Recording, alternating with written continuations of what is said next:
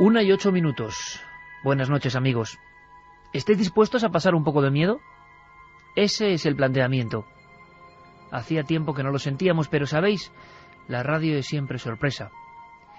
Y es sorpresa porque cuando uno está pergeñando ciertos temas, han pasado muchas cosas esta semana que tienen que ver con la genética, impresionante lo que se ha descubierto. Hay historias de arqueología también alucinantes que tenéis que conocer. Y estábamos nosotros, bueno, pues haciendo el pequeño gran puzzle de cada semana. Pero de pronto nos llegó una familia que pedía ayuda. Todavía no podemos responderles, pero os voy a contar una cosa, y es que hacía mucho tiempo que a mí un caso, una historia y sobre todo unas voces no me ponían los pelos de punta. Ayer mismo estaba yo en mi despacho volviendo a revisar algunas de las voces que quiero poneros hoy. Y de verdad que, no sé, sentí algo como muy antiguo, como muy viejo. Un sonido peculiar para los que hemos escuchado tantas veces esa historia tan polémica y rara de la psicofonía. No podemos decir qué son, evidentemente. Pero nada más comenzar este programa de Milenio 3, este nuevo viaje en la nave del misterio, quiero poneros una de esas grabaciones que nos ha llegado. La familia lo está pasando mal, investigaremos. Yo creo que no hay que obsesionarse porque en estos casos, cuando en una casa empiezan a ocurrir cosas, evidentemente la percepción se amplía, la sensibilidad está a flor de piel, y una familia que lo pasa mal a veces incluso observa, escucha cosas donde no las hay. Pero lo curioso es que en el amplio archivo que han ido haciendo de su propio caso, pues hay cosas sumamente interesantes. Yo os voy a poner una de esas grabaciones. Se han obtenido en una casa cualquiera, de gente sencilla, normal, trabajadora en Córdoba. Y llevan un tiempo escuchando voces que parecen de niños. Pero allí no hay niños o niñas. Se escucha, yo creo, perfectamente, tanto que voy a pedir a nuestro compañero Noel Calero que en este momento concreto baje la música, pongamos la grabación que está repetida 3 veces, y yo quiero que vosotros de inmediato a las vías de contacto absolutamente habituales de Milenio 3 nos vayáis diciendo lo que escucháis, porque va a ser a partir de la segunda hora, justamente en la segunda hora, cuando abramos el expediente de este caso y podamos mostrar otras grabaciones. Ha sido el impacto fuerte el que nos ha producido esta historia, esta petición de ayuda, este caso que está ocurriendo ahora, que hemos decidido cambiar radicalmente nuestro primer tema y hablar de otra gente que la ha pasado muy mal enfrentándose quizá a lo sobrenatural. No hay que avergonzarse. Nosotros hablamos de todo tipo de temas que tienen que ver con el misterio, y lo presuntamente sobrenatural también está ahí. Esta familia grabó algo, pleno silencio, y se puede escuchar perfectamente una voz de una niña. Pero os lanzo el reto, yo creo que es muy claro el contenido, pero a ver qué escucháis vosotros. Ahí va.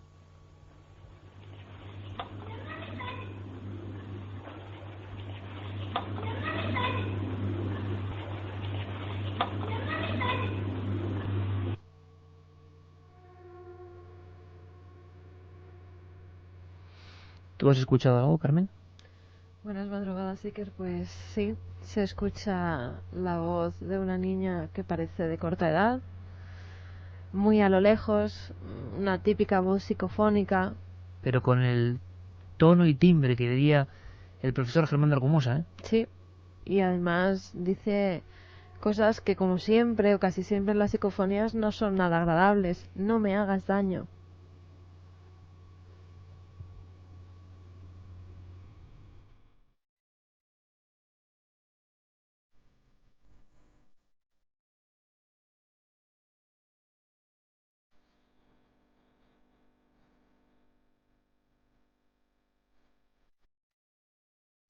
Pues ahí está el documento. A ver qué entendéis vosotros. Pero tenemos más grabaciones. Han ido llegando porque había un archivo importante de unas 50 o 60 en diferentes momentos. Lo que ocurre es que podemos decir ya que la inmensa mayoría no son, creemos, sonidos fuera de lo natural. ¿Tú has escuchado, Santiago? Buenas noches. Buenas noches, Iker. La verdad es que la psicofonía es impresionante, pero yo no estoy tan seguro como Carmen. La verdad, se distingue muy bien una voz femenina, una voz de corta edad, pero la verdad es que no he sido capaz de distinguir qué palabras, que se nota que hay palabras y que hay sílabas, pero no he conseguido identificarlas. A lo mejor si la vamos poniendo un poco más, pues consigo enterar. Vamos a hacer una cosa, Santi, vamos a volver a escucharla y os cuento una cosa. Hay alguna grabación que a mí sí me ha sorprendido, que tendremos que analizar con prudencia y con paciencia, porque entra de lleno en lo que queremos comentaros esta noche, el asunto de las apariciones tan antiguas, ¿verdad?, tan compañeras del hombre desde el principio. Bueno, pues con los móviles, de forma aparentemente accidental, esta familia, ya bastante inquieta y a la que pedimos tranquilidad y sosiego, porque nunca el nerviosismo, ¿verdad?, lleva a ningún sitio, aunque es fácil decirlo cuando uno lo ve desde fuera, pero sí que es cierto que la sugestión, y más colectiva, suele ser mala compañera de la visión casi científica de estos hechos. Y es que hay una filmación con un móvil que a mí me ha sorprendido. Seguramente tiene explicación, pero es el cuarto de estudio de la niña, quiero que lo imaginéis. De una niña, bueno, de una joven, casi rozando la veintena. Y está girando en su habitación con el móvil, esa visión del móvil fragmentada casi, y se ve perfectamente bajo el escritorio, con los libros de estudio, con una lamparita, que se mete alguien. O sea, que hay una especie de sombra muy oscura, como agazapada, que está como ocultándose además, que está como escondiéndose. La visión simple, en apenas fragmentos de segundo, a mí me recordó a algunos casos célebres, ¿no?, donde otros testigos afirmaban que sentían que había alguien con ellos y que de pronto unas sombras un poco alargadas pues casi reptaban o se escondían en ciertos lugares. Esta filmación es curiosa. Seguiremos investigando y vamos a ver, casi en tiempo real podemos ir comentándoles más cosas. Si tenéis dudas, y abrimos los contactos, porque aquí cada uno interpreta, sí que es cierto que la voz de la niña es muy clara y que es esa voz como de fondo. No es una voz dicha al micrófono, es como si el aire arrastrase los vocablos. Vamos a volver a escucharla, Noel.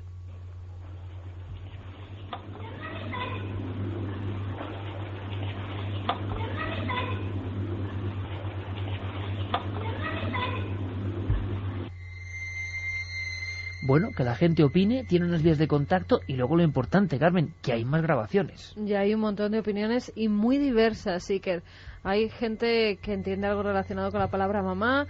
Bueno, hay muy diversas teorías, pero vamos a ir recogiendo en las vías de contacto lo que escucha cada uno de nuestros oyentes. Milenio3 con número @cadenaser.com si nos escriben a través del correo electrónico 27640, palabra clave Milenio, espacio vuestros mensajes, y también la página web Milenio3, vamos, en el foro de Milenio3, la página web de la cadena SER, www.cadenaser.com, y también está la encuesta Iker, que está ya en ikerjimenez.com, y que tiene un sentido tanto como unas películas que tienes aquí, porque el cine va a ser también protagonista en algún aspecto. Bueno, no el cine, personas de cine. Sí, personas relacionadas con el cine, actores, directores, escritores. El debate de la semana en Milenio 3, ¿crees que los fantasmas son malignos? Ya ha votado la gente y por el momento un 84,2 piensa que no. Y la pregunta que yo lanzo al espacio sonoro es: ¿por qué ahora la gente de Milenio lanza una pregunta como tan de ultratumba, no? Bueno, porque vamos a hablar de ese concepto y vamos a hablar de personas de primer nivel, sobre todo artístico, creativo. Quizá hay una relación entre la creatividad, la sensibilidad, las artes, sean musicales, sean interpretativas, sean pictóricas, y la visión de algo que no es ordinario. Vamos a hablar, por eso tenemos aquí un pack de películas para sortear. Vamos a hablar de gente de cine. Y en la segunda hora vamos a analizar este caso, donde hay apariciones. Podemos, casi con el tiempo, antes de enlazar con el primer tema, ir a un tiempo antiguo, muy antiguo.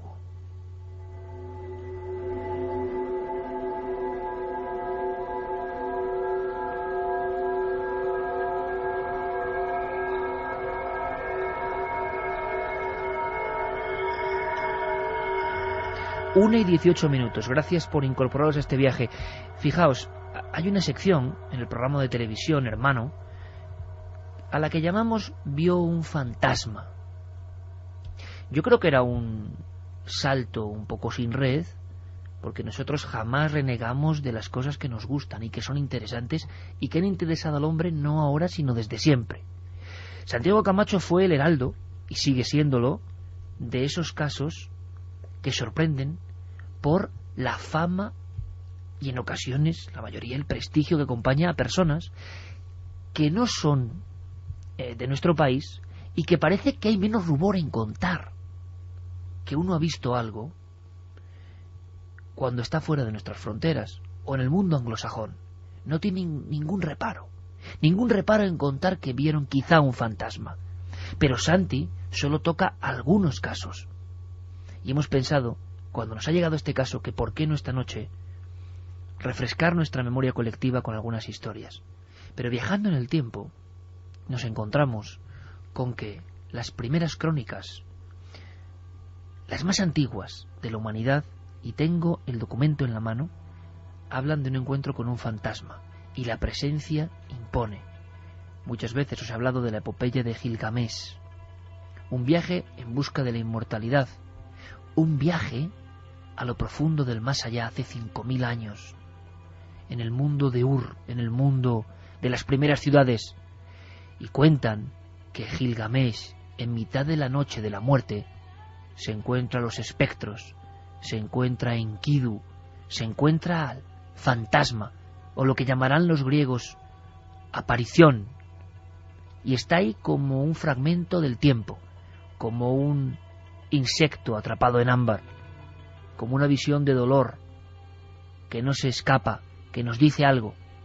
Esta es la creencia que nace hace 5000 años, no en los libros ni en las revistas especializadas, hace 5000 años, pero yendo más allá, también en estas mismas noches en las que escuchaba esas voces que nos van a acompañar, me encontraba en una de las cuevas más oscuras y desconocidas del norte de Europa, del Paleolítico, Gonnersdorf.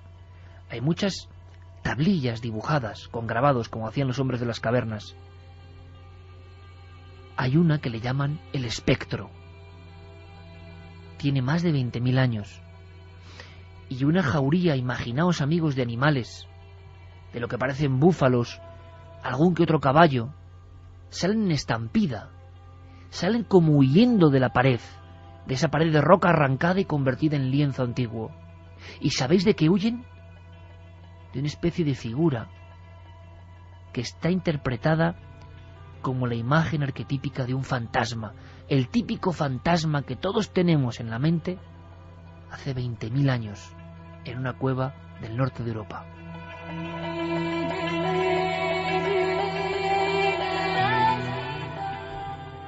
Incluso más allá en el tiempo, hace unos 24.000 años, antiguos hombres grabaron las piedras de lo más profundo de una gruta en Les Combarels, una de las primeras cuevas que salieron a la luz mostrando los secretos del hombre antiguo. Pues bien, hay una de ellas a la que nada más verla, los especialistas con sus candiles no dudaron en llamar directamente el fantasma.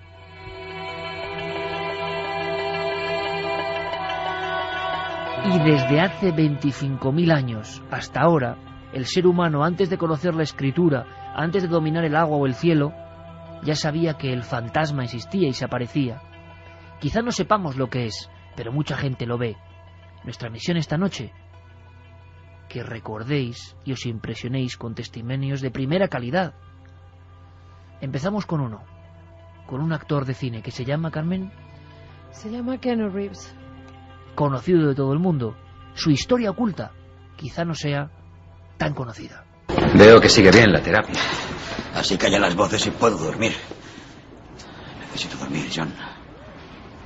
Necesito que me ayude, padre. ¿Tú? ¿Me ayuda? ¿Qué clase de...? Yo no... Oye, escucha... Esa manifestación no era la habitual. Use su don. Escuche el éter. Si oye algo inusual, hágamelo saber. Vamos, usted no necesita este amuleto. Será como volver a los viejos tiempos.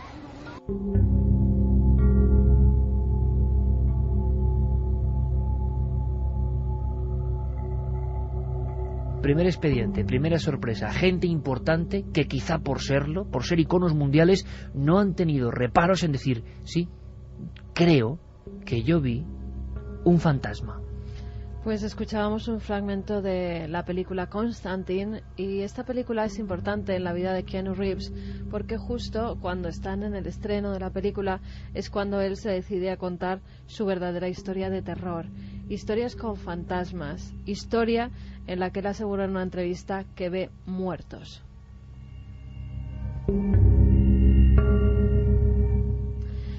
Keanu Reeves es un actor canadiense, aunque nace en el Líbano en 1964. Él había tenido una vida normal, su padre era originario de Hawái, le puso ese nombre Keanu porque significaba brisa fresca sobre las colinas. Su padre les abandona muy jóvenes, la madre y su hermana se van a vivir a Canadá, y es en Canadá cuando tiene su primera experiencia. Era una casa completamente normal, una casa bastante humilde. El abandono de su padre hace que la madre tenga que mantener a toda la familia. Keanu está en su casa, está jugando con su hermana en su habitación. Tienen una vecina que hace de niñera cuando son pequeñitos. Hay que decir que tan solo tenía 5 años, Iker. La hermana ya estaba durmiendo, la niñera estaba recogiendo la habitación, los juguetes, y él estaba sentado en la cama. Es entonces cuando tiene la primera experiencia fantasmal, Iker, que ha contado a todos los medios de comunicación americanos. Él dice que cuando está sentado, está mirando hacia la puerta y ve que algo empieza a atravesar esa madera. Es como una especie de masa blanca. Dice literalmente, no tiene cuerpo ni piernas, e inmediatamente traspasa toda la habitación delante de él y tal como ha aparecido, desaparece.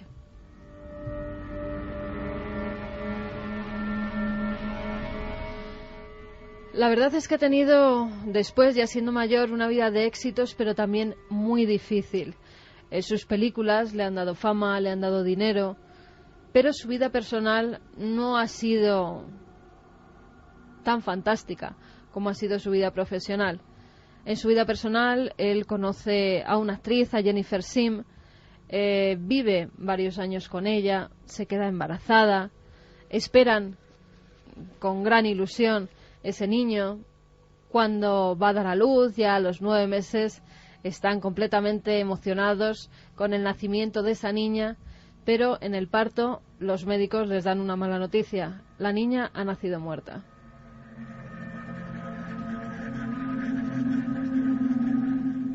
Caen en una gran depresión, tanto Keanu como Jennifer.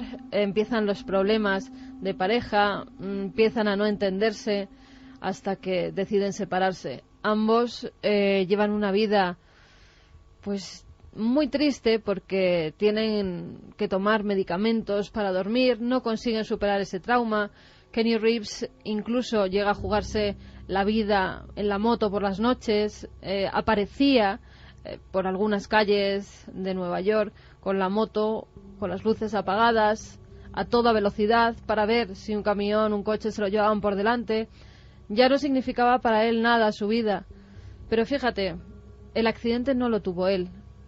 Un año después de perder a su hija, Jennifer Sim parece que ya había reanudado esa amistad con el que había sido su novio, y el 1 de abril de 2001 la prensa publica que se los ha visto juntos, que estaban comiendo tranquilamente, incluso que parecían felices. Parecía que por fin estaban recuperando su vida y su alegría. Pero el día 2 de abril, Keanu recibe una llamada. Es la madre de Jennifer. Esta ha tenido un accidente. Su Cherokee había dado varias vueltas de campana, ella había salido lanzada por el cristal delantero del coche y había muerto en el acto. Keanu Reeves, desesperado, dice que no puede ser verdad, incluso llama él mismo a los diferentes tanatorios para ver si el cuerpo está allí porque quiere verla. Se acerca y es cierto, ve el cuerpo de la que había sido casi su mujer, su novia y la madre de esa hija que nació muerta. Después de esta experiencia, al poco tiempo, ve que un personaje se materializa cuando están en pleno día en una comida en Texas con un amigo. Están comiendo tranquilamente, están charlando de cosas sin importancia y ve que de pronto una especie de figura femenina se materializa detrás de su amigo.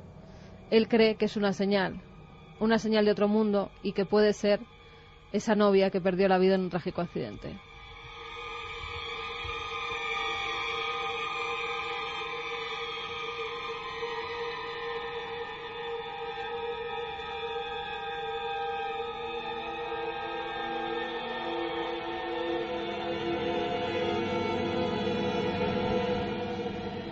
Dos apariciones, que se sepa, y lo importante es que lo contó, sin ningún tipo de vergüenza, traumatizado, y hay muchas preguntas que surgen aquí.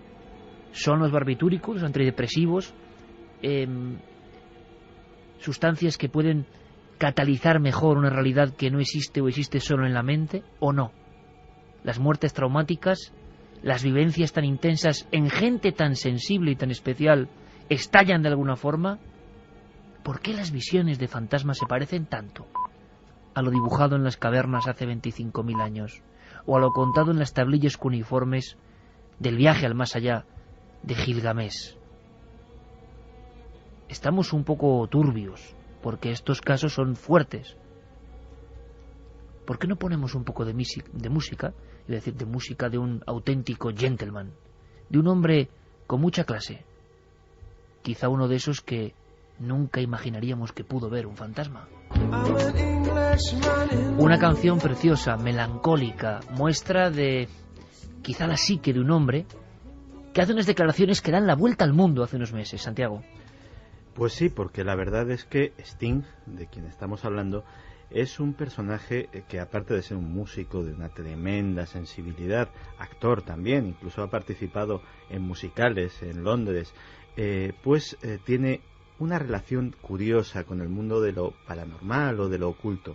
Una relación que se remonta desde hace mucho tiempo, porque mucho antes de que Sting, el personaje, naciera a la opinión pública, había un niño que se llamaba Gordon Sumner, que luego sería Sting, que vivía en una pequeña casita en Newcastle, donde con muy corta edad, como le sucede a muchos británicos, de hecho incluso tuvimos un SMS en su momento declarándolo aquí en directo en nuestro programa, pues a veces en el jardín de su casa veía extraños hombres que él no sabía de qué época eran, ataviados con cascos, con escudos, con lanzas.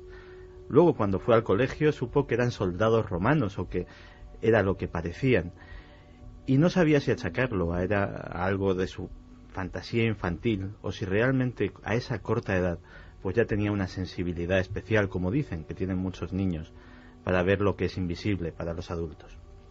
Pero bueno, pasaron los años, terminó la escuela, el niño Gordon se hizo profesor de educación física, tenía la música como hobby, y poco a poco ese hobby fue dejando paso a una profesión exitosa. Y esa profesión exitosa le llevó de esa pequeña casita en Newcastle a una lujosa casa en Highgate, en el norte de Londres, en una zona privilegiada de esa ciudad, donde empezaron a suceder cosas, y esto sí es lo que ha declarado públicamente. Es curioso porque la historia de lo que le sucede a Sting en su casa de Highgate se parece muchísimo, y los oyentes lo podrán comprobar, a la sucesión de acontecimientos de la famosa película Poltergeist.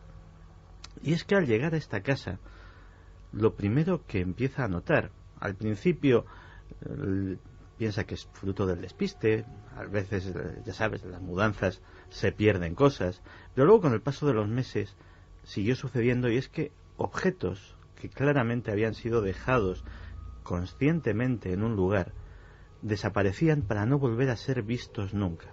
Nada valioso, un bolígrafo, un vaso, una prenda de vestir, Pero el misterio, el pequeño misterio, estaba ahí.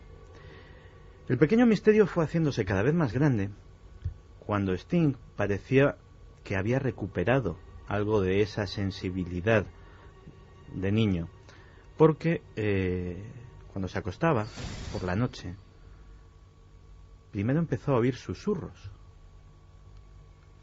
Luego, con el paso del tiempo, los susurros fueron siendo cada vez más fuertes y las palabras cada vez más reconocibles.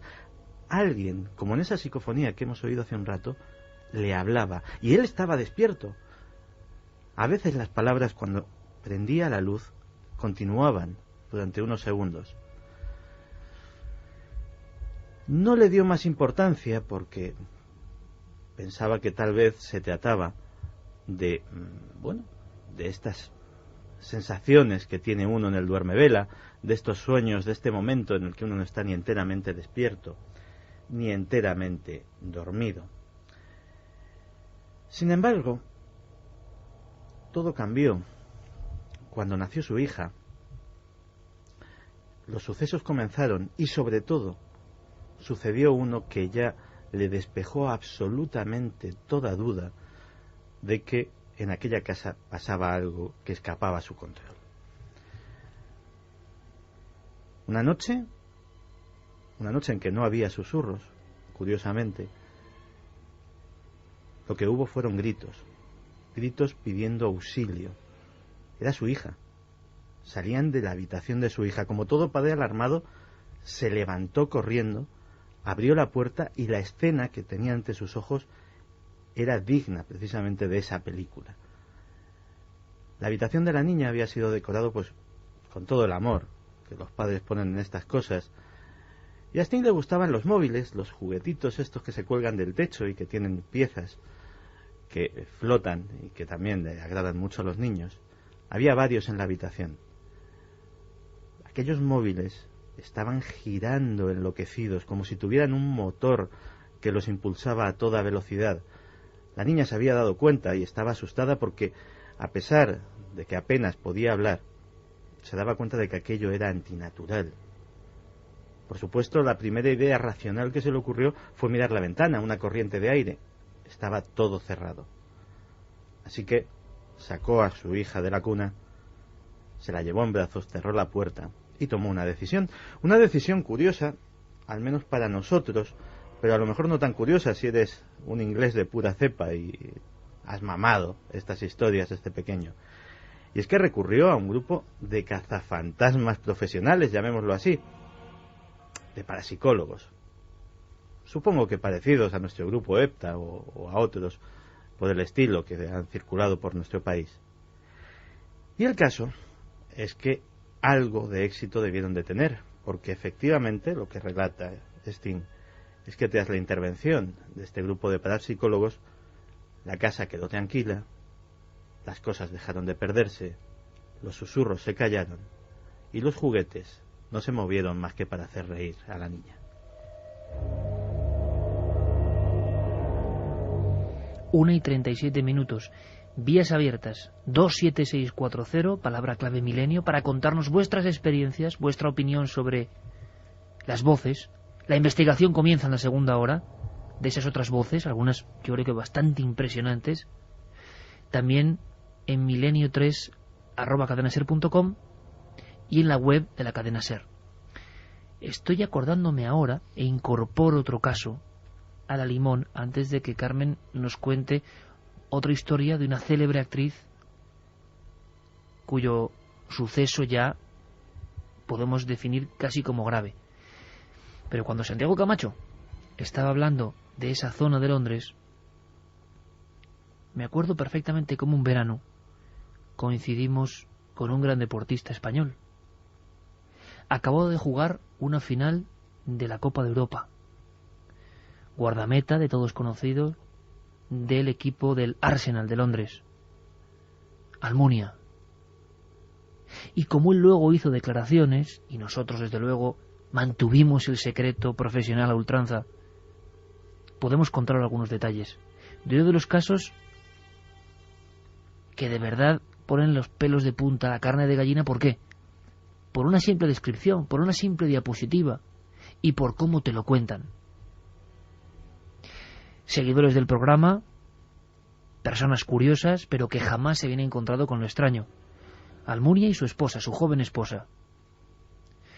Estuvimos varios días con ellos y rápidamente nos contaron, como nos ha ocurrido ahora con este caso de Córdoba, no voy a decir con angustia, pero sí con cierta preocupación, algo que ellos habían vivido en una de esas casas, de esa zona de Londres, adinerada. Estamos hablando de la élite del fútbol mundial. No se sienten cómodos en la casa, y eso ocurre en todos los casos clásicos, e incluso el cine nos ha mostrado en historias como Al final de la escalera. Alguien llega a una casa y a pesar del buen aspecto hay algo que hace recelar a la persona. Es como si el alma profunda de un lugar no conecta bien con el alma profunda de la persona que va a estar allí. Hay como una ruptura inicial. La vida transcurre normal, viejas casas palacetes reformadas. Lo que no les habían contado en el club es qué es lo que eran esas casas antes. Una noche, y tengo el testimonio perfectamente grabado a fuego en la mente, con una cara de terror, y estábamos en pleno día en un lugar soleado, tomando tranquilamente un café, mirando al mar los cuatro, y la cara de terror de aquella chica la sigo viendo, Cuando se decide por fin a contarme la historia, no es cuestión de haber visto algo, haber percibido algo, haber creído que algo pasaba o cruzaba por la estancia. No, una noche, meses después de haber llegado a instalarse en ese palacete antiguo, con todo el lujo, están la pareja durmiendo. Es plena madrugada, por ejemplo, ahora a las 2 menos 20 de la mañana. Y entonces es Ana la que tiene ganas de ir al aseo. Se levanta, ni siquiera enciende las luces y enciende la luz del baño. Y estoy recordando exactamente cómo me lo contaba. Al encender la luz del baño y con el espejo de enfrente, ve perfectamente en el reflejo todo el entorno de la habitación que queda a su espalda. Y entonces se fija en algo. Y es que junto a su marido, apoyada en la cama, hay una figura. No es una visión, es una figura que parece física, que está sentada, dándoles la espalda, encorvada, con una especie de capazo o de manta que lo cubre, como si fuese un mendigo que se protege del frío, sentado físicamente en la cama, junto al cuerpo, inerte, dormido, inconsciente, un cuerpo de 1,90 de un gran deportista como es Almunia, el navarro Almunia. ¿Os imagináis el momento en que esa chica ve perfectamente en el espejo eso? Cuando se gira pensando que es lo que contaba Santiago Camacho ahora mismo. La ensoñación, el duermevela, cuando nos despertamos en plena noche y no sabemos qué hemos hecho realmente, a dónde hemos ido. Se gira y ve perfectamente la misma figura. Pero no solo eso, distingue que esa figura tiene algo en la mano. Tiene una especie o de candil, o de luz, o de farol, que proyecta incluso un poco de claridad. Es entonces cuando da un grito, cuando despierta a su marido y cuando aquello se disuelve.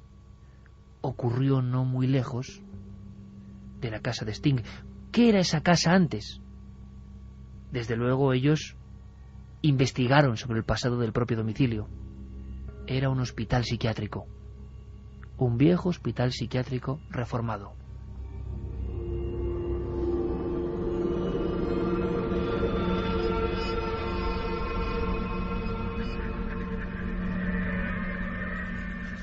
Historia que nos contaron, historia que vivimos, historia en este clima un poco especial.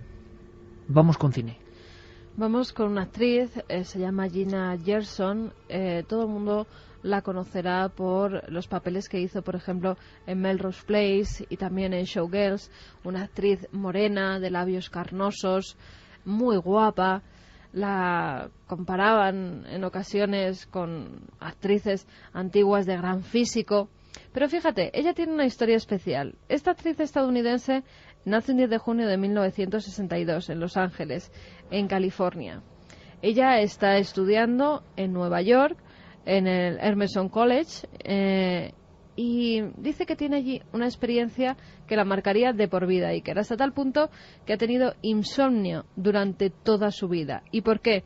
Porque a veces se producen unos shocks tan fuertes que esto hace que el cuerpo reaccione y tenga miedo a vivir una experiencia igual.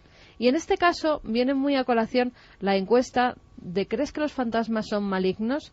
Porque en la mayoría de las ocasiones no pasa nada, son apariciones como la de Ana y Almunia que se ven en un momento determinado, en una fracción de segundo, y de repente desaparecen.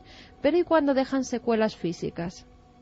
Es el caso de Gina, que por las noches, siendo estudiante universitaria, estando en la habitación de esa residencia de estudiantes, empieza a vivir una serie de fenómenos. Por las noches, cuando se iba a dormir, creía que en sueños era atacada por alguien. Pero cuando se levantaba por la mañana, tenía moratones, tenía arañazos. Su compañera de habitación decía que estaba dormida, pero que parecía tener unas extrañas pesadillas. Incluso Iker llegaron a sujetarla a la cama para ver si era ella misma la que se hacía esos rasguños, esos arañazos, y no era así. Ella soñaba con un personaje grande, un hombre, calvo, muy fuerte, con una expresión muy agresiva, que siempre la cogía del cuello. Por la mañana se levantaba con marcas en el cuello. Pero fíjate, en esta ocasión, ella sí lo ha contado a la televisión. Esto era lo que decía.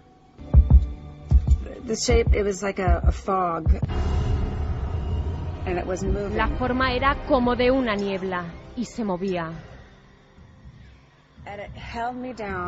Me empujó hacia la cama e intenté mover mis manos y abrir la boca, pero no me dejaba abrirla.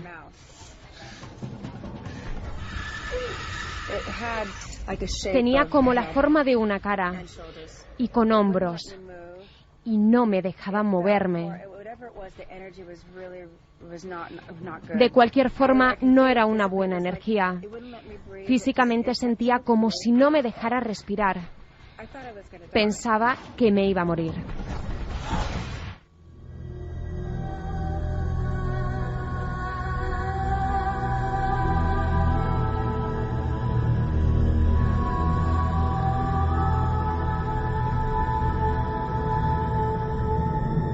Una experiencia muy similar.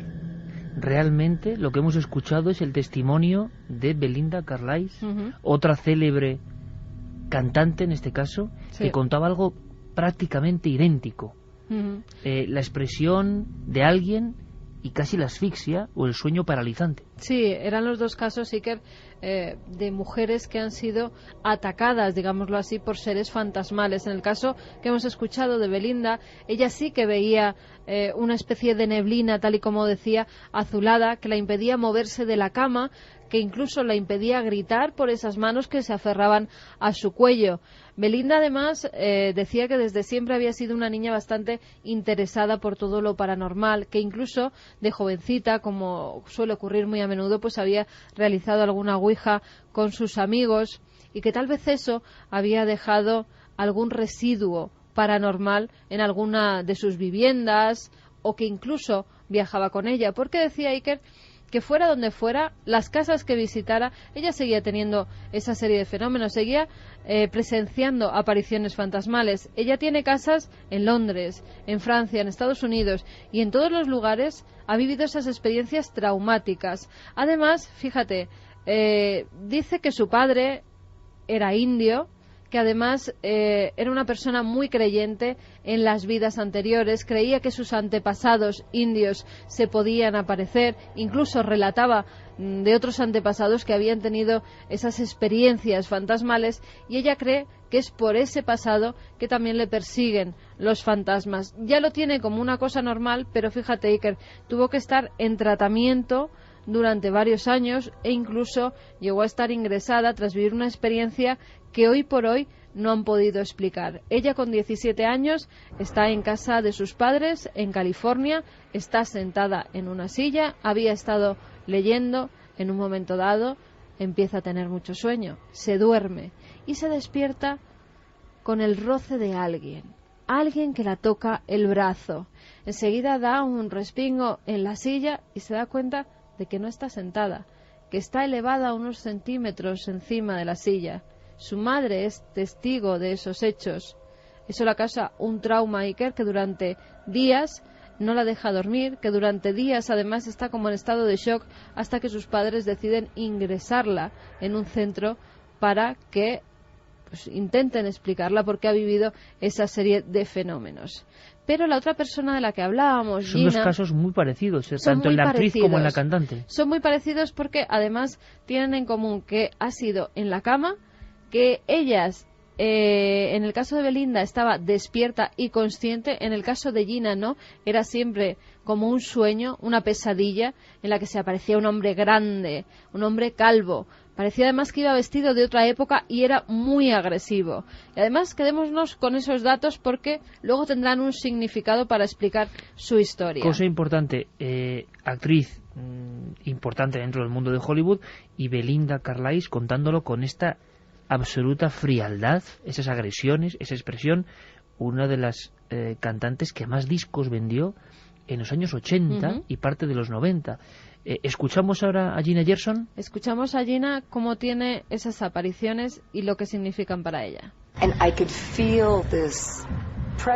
Y podía sentir aquellas presencias allí. Fui literalmente levantada y tenía rasguños y rozaduras en mi cuerpo. Había definitivamente una energía muy violenta en mi habitación.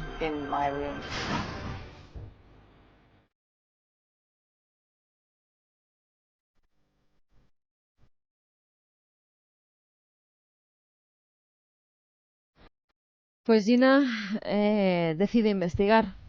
Cuando ocurren estas cosas, quieren saber por qué ocurren, si ese lugar ha tenido una historia. Si ese lugar, que en otra ocasión, en otros años, fue habitado por otras personas, si ha tenido algún suceso truculento dentro de esas paredes. Y sí que lo tenía. Ese edificio antiguamente había sido una casa de citas, una casa de prostitutas, donde la persona que cuidaba, entre comillas, a esas mujeres era un hombre grande, calvo, el mismo que se la representaba a ella en sueños. Un hombre que propinaba grandes palizas a esas mujeres que se ganaban la vida con su cuerpo y que dicen que incluso pudo matar a alguna.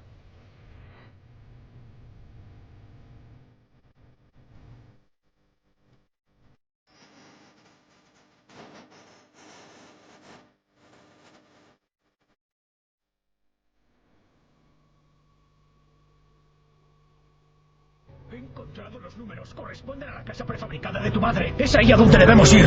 No me hagas esto. Por favor. Ya sé lo que parece. ¿Quieres que vayamos al lugar donde se supone que pasará? ¿Estás loco? Tenemos que intentarlo. Todos moriremos. Quedaos ahí. Llego enseguida. No, si vamos a las cuevas seguro que nos salvaremos. Dijiste que ahí estaríamos a salvo. No nos salvaremos en las cuevas. Ni en ningún lado. La radiación penetrará 1 kilómetro en la corteza terrestre. ¿Entiendes? Nuestra única oportunidad es ir a donde nos guían los números. No, allí es donde debemos no ir. Pienso creerte. Voces muy altas, discusiones, escena de cine, señales del futuro, Next, tantas películas que tienen que ver con lo paranormal. Muchas personas nos han preguntado por qué esa conexión de lo misterioso, de lo sobrenatural, con uno de los actores y de las voces dobladas al castellano sigue siendo igual de reconocible, de Nicolas Cage. Nicolas Cage tuvo una experiencia traumática en otra casa de leyenda. Hizo como un desafío a la propia leyenda. Sí, porque Nicolas Cage está saliendo últimamente mucho en el programa. Apenas hace unas semanas hablábamos de sus intereses por el cine de Murnau, por la masonería, por determinados temas. Pero es que yo creo que a veces sucede que un encuentro con lo desconocido impacta tanto, deja tantas incógnitas en la mente de una persona que uno va buscando respuestas allá donde puede. Es que efectivamente Nicolas Cage ha hecho una apuesta extraña al destino o a lo extraño, pero esa apuesta tiene un origen. A principios de la década de los 80, un muy joven Nicolas Cage se encontraba acogido, viviendo en casa de su tío, el director Francis Ford Coppola. Él quería ser actor, su tío se había ofrecido a ayudarle y pues en el ático, en la buhardilla, le habían habilitado una pequeña habitación. La casa era antigua, aquel ático estaba lleno de ruidos extraños, en parte debido a que los muros de madera tenían una cámara de aire en la que anidaban los murciélagos y los rasguñeos, los chillidos de los animales, pues le hacían difícil conciliar el sueño. Una de aquellas noches, nada más apagar la luz, escuchó un ruido que, a pesar de esa extraña sinfonía que le acompañaba a diario, nunca había escuchado. Parecía como si unos dedos cautelosos tanteasen el pomo de la puerta y lo hicieran girar lentamente. Encendió la luz de la habitación y efectivamente pudo comprobar que esto estaba sucediendo. Finalmente, la puerta se abrió y en el dintel apareció una silueta femenina. Nicolas Cage no sintió absolutamente ningún miedo, porque lo primero que pensó era que su tía había subido a darle las buenas noches. De hecho lo dicho, buenas noches, pero la figura se quedó silenciosa, no respondió. Y Nicolas sintió un escalofrío cuando aquella silueta extendió uno de sus brazos hacia él y comenzó a avanzar, no tanto porque avanzase, sino porque comprobó que se deslizaba, que no había pies ni piernas que se moviesen debajo de aquella silueta. Y a medida que se fue acercando, él fue distinguiendo más detalles de la figura, en especial una larga cabellera negra que le cubría el rostro, como en estas películas japonesas de fantasmas. Nicolas estaba paralizado, pero en un momento dado consiguió gritar, y a falta de un arma mejor, arrojó la almohada que tenía a mano, se la arrojó a la silueta. La almohada atravesó limpiamente aquella forma, pero aquella precaria defensa algún tipo de efecto debió de tener, porque la figura comenzó a desvanecerse lentamente en el aire ante los atónitos ojos del joven. Por supuesto, esa misma noche, sin atender ni a ruegos ni a peticiones, Nicolas Cage abandonó definitivamente la casa de su tío. Sin embargo, como te decía antes, pues algo quedó. Y ese reto lo hizo hace muy pocos años al comprar posiblemente la que es la casa encantada más célebre y más reconocida de los Estados Unidos, la mansión Lalaurie en Nueva Orleans. Para los que no conozcan la historia, y la contamos en su día en Cuarto Milenio, se trata de un lugar donde, en plena época de la esclavitud, un médico demente cometió atrocidades inimaginables contra los esclavos negros: torturas, mutilaciones, disecciones sin anestesia. Y bueno, desde entonces, con ese terrorífico pasado, se dice que en su interior se ven formas, se escuchan voces, suceden cosas extrañas. Así que Nicolas Cage, no sé si para vencer ese desafío, compró la casa, pero lo cierto es que ni el actor ni su familia han sido capaces de pasar una sola noche entera en su interior. Tampoco han respondido a qué es lo que han visto o han dejado de ver. Ha habido varias intentonas, todas ellas infructuosas. Y finalmente fue puesta a la venta un año después de ser adquirida. Y a día de hoy, y lleva ya muchos meses a disposición del público, todavía no ha sido comprada por nadie.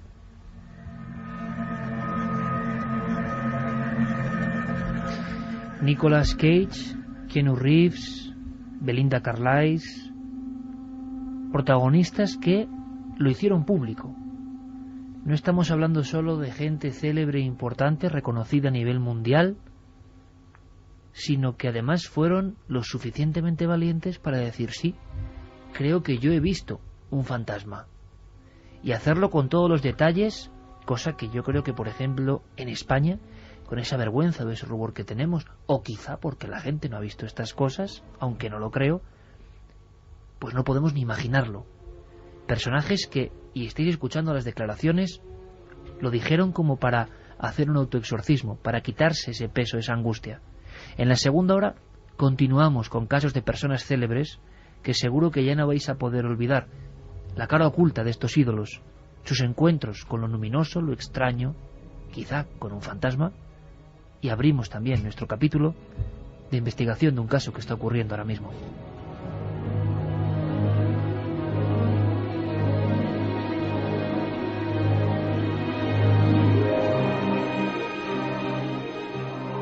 Milenio 3, Cadena SER.